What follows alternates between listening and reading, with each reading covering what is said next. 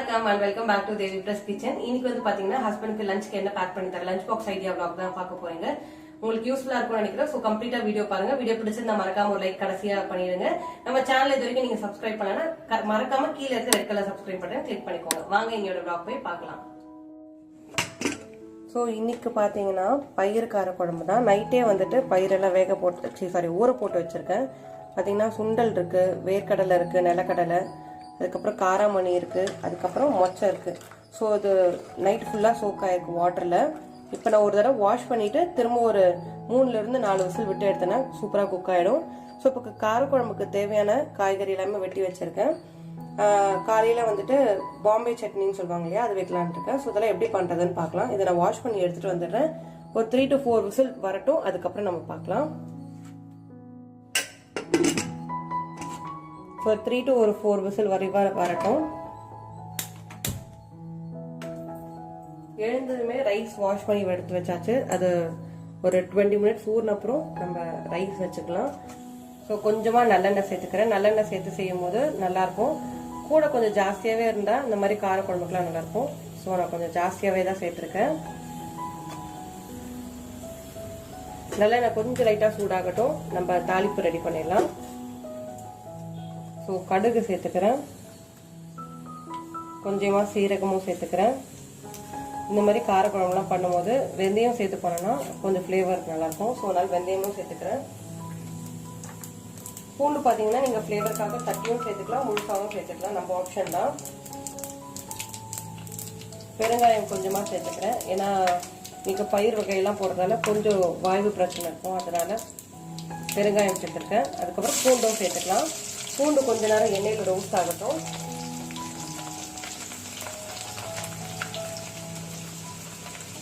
So இப்போ நம்ம cut பண்ணி வச்சிருக்க வெங்காயத்தையும் சேர்த்துக்கலாம். பொடி பொடியாக கட் பண்ணி வச்சிருக்க ஒரு பெரிய வெங்காயம், அதையும் சேர்த்துக்கலாம். சேர்த்துட்டு வெங்காயம் கலர் நல்லா சேஞ்ச் ஆகிற அளவுக்கு நம்ம குக் பண்ணி எடுத்துக்கலாம்.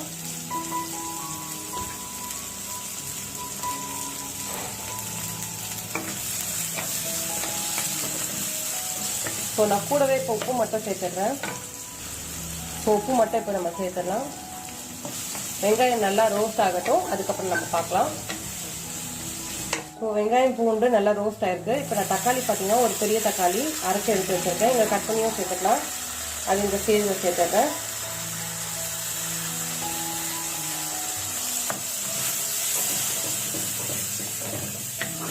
ஸோ தக்காளி வந்து எண்ணெய் பிரிஞ்சாகணும். நைட்டே பார்த்தீங்கன்னா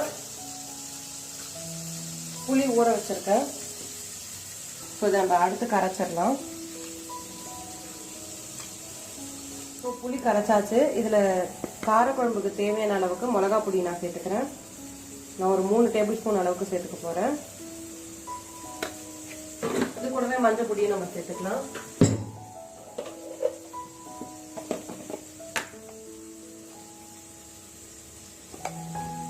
கட்டி இல்லாமல் கொஞ்சம் கரைச்சி எடுத்து வச்சுக்கோங்க. அப்படிப்போம்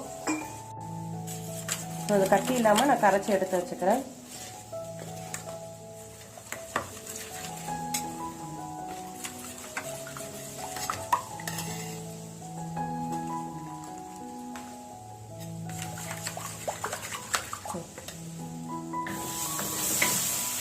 ஸோ தக்காளி பார்த்தீங்கன்னா நல்லா குக் ஆயிருக்கு, என்னெல்லாமும் பிரிஞ்சு வந்திருக்கு. ஸோ இந்த ஸ்டேஜில் நம்ம கத்திரிக்காய் சேர்த்துக்கலாம். கத்திரிக்காய் சேர்த்துக்க போறேன். அதுக்கப்புறம் பார்த்தீங்கன்னா இன்னைக்கு உருளைக்கிழங்கும் சேர்த்துக்க போறேன்.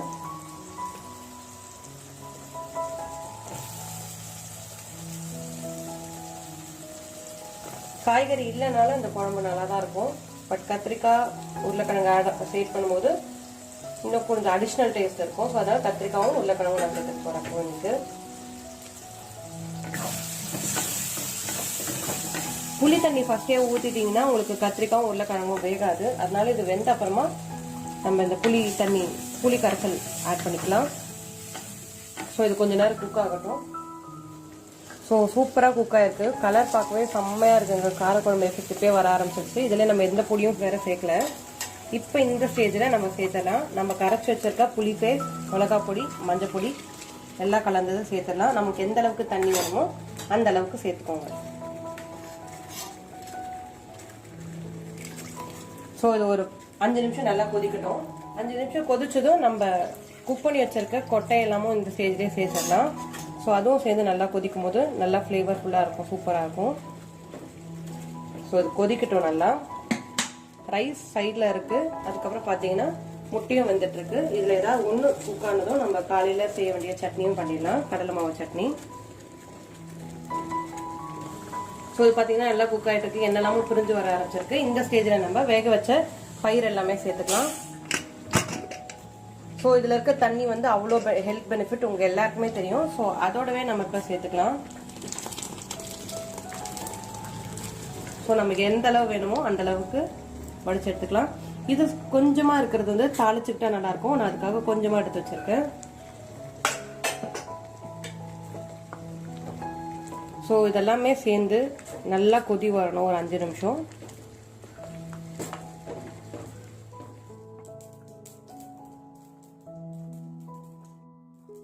ஸோ கொஞ்சமாக நம்ம சுண்டல் தாளிச்சுக்கலாம். அதுக்கு பார்த்தீங்கன்னா கொஞ்சமாக நான் எண்ணெய் சேர்த்துருக்கேன். என்னடா ஆல்ரெடி சுண்டல் குழம்பு தான், ஏன் சுண்டல் தாளிக்கிறேன்னு பார்க்காதீங்க. சுண்டல் தாளிச்சா பிடிக்கும், அதனால எப்பவுமே சுண்டல் வேக வைக்கும் போது சுண்டல் தாளிச்சுக்கிறது. கொஞ்சமாக சீரகம் சேர்த்துக்கிறேன். ஸோ கடுகு நல்லா பொரியட்டும். காரத்துக்கு பார்த்தீங்கன்னா ஒரே ஒரு காஞ்ச மிளகாய் மட்டும் கிள்ளி சேர்த்துட்டு உப்பு சேர்த்துட்டு தாளிச்சு எடுத்து வச்சுக்கிதான். பார்த்தீங்கன்னா நல்லா பொரியுது. ஒரே ஒரு காஞ்ச மிளகாய் மட்டும் ஆட் பண்ணியிருக்கேன். கருவேப்பிலை கொஞ்சமாக சேர்த்துக்கிறேன். அதுக்கப்புறமா பெருங்காயம் சேர்த்துக்கிறேன்.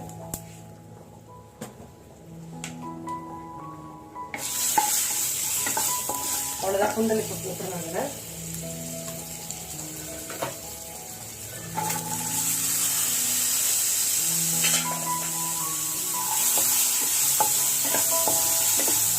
ஸோ சுண்டல் சாப்பிட பிடிக்கும், அதனால எனக்கு மட்டும் சுண்டல் தாளிக்க எடுத்து வச்சுட்டு இதில் லைட்டாக இஞ்சி திருவி சேர்த்துக்கிட்டாலும் சூப்பராக இருக்கும்.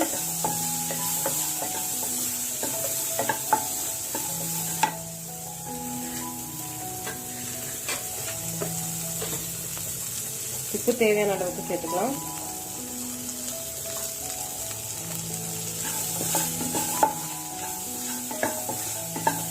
ஸோ இப்போ இதிலே சட்னி நம்ம ப்ரிப்பேர் பண்ணிடலாம் காலையிலுக்கு தேவையானதுக்கு. ஸோ சட்னிக்கு தேவையான அளவுக்கு எண்ணெய் சேர்த்துக்கலாம்.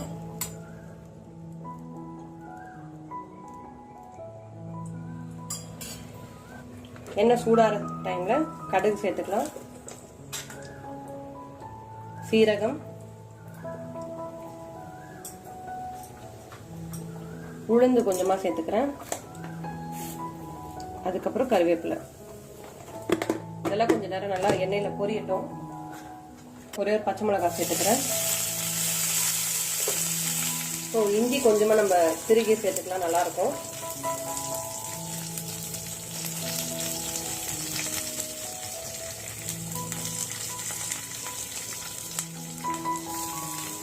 அதுக்கப்புறம் பூண்டு சேர்த்துக்கிறேன்.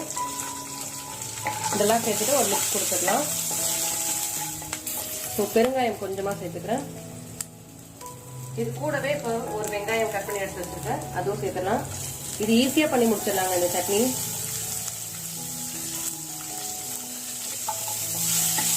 ஸோ வெங்காயம் போட்டுட்டு கொஞ்சம் நேரம் ரோஸ்ட் ஆகட்டும். இந்த ஸ்டேஜ்லேயே சேர்த்துக்கிறேன். இது கொஞ்சம் நேரம் ஃப்ரை ஆகட்டும். வெங்காயம், தக்காளி, பச்சை மிளகாய் பார்த்தீங்கன்னா நல்லா ரோஸ்ட் ஆயிருக்கு. இந்த ஸ்டேஜில் நம்ம கொஞ்சமாக கடலை மாவு வந்து நான் கரைச்சி எடுத்து வச்சிருக்கேன், அதை சேர்த்துக்கலாம். தண்ணி கொஞ்சம் சேர்த்துக்கோங்க, ஏன்னா கட்டிப்படும் அது. தண்ணி சேர்த்துட்டு உங்களுக்கு சால்ட் எந்த அளவுக்கு தேவையோ அந்த அளவுக்கு சால்ட் சேர்த்துக்கோங்க.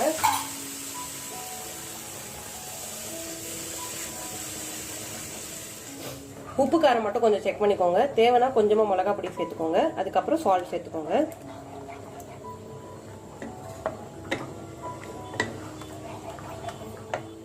கொஞ்சமாக மஞ்சள் பொடி சேர்த்துக்கிறேன்.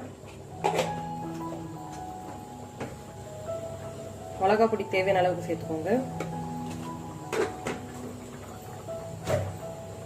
அதுக்கப்புறம் உப்பு தேவையான அளவுக்கு சேர்த்துக்கோங்க. சேர்த்துட்டு கொஞ்சம் தண்ணியாகவே செஞ்சுக்கோங்க, அது கொஞ்சம் கட்டி ஆகிடும்.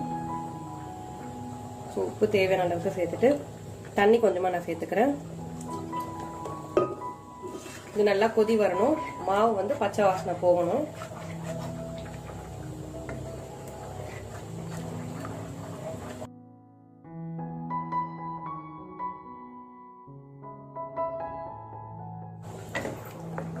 ஸோ இதோட பச்சை வாசனை போகட்டும், அதுக்கப்புறம் நம்ம ஆஃப் பண்ணிடலாம். குழம்பு பார்த்தீங்கன்னா சூப்பராக எண்ணெய்லாம் பிரிஞ்சு வந்திருக்கு. இப்போ குழம்பும் ஆஃப் பண்ணிட்டு லஞ்ச் பேக் பண்ண வேண்டியதான். ரைஸ் வந்து வடிக்க வேண்டியதான். இட்லி மட்டும் ஊற்றிட்டா காலையில் பிரேக்ஃபாஸ்ட் லஞ்ச் ஓவர். நான் எல்லாத்தையும் பேக் பண்ணிவிட்டு உங்களுக்கு நான் காட்டுறேன். ஸோ பார்த்தீங்கன்னா சூப்பராக குக் ஆயிருக்கு, நல்லா வெந்துருச்சு. இப்போ ஆஃப் பண்ணிடலாம் அதை. ஸோ சைட்லேயே பார்த்தீங்கன்னா இட்லியும் காலையிலுக்கு தேவையான இருக்கு ஊற்றி எடுத்து வச்சுட்டேன்.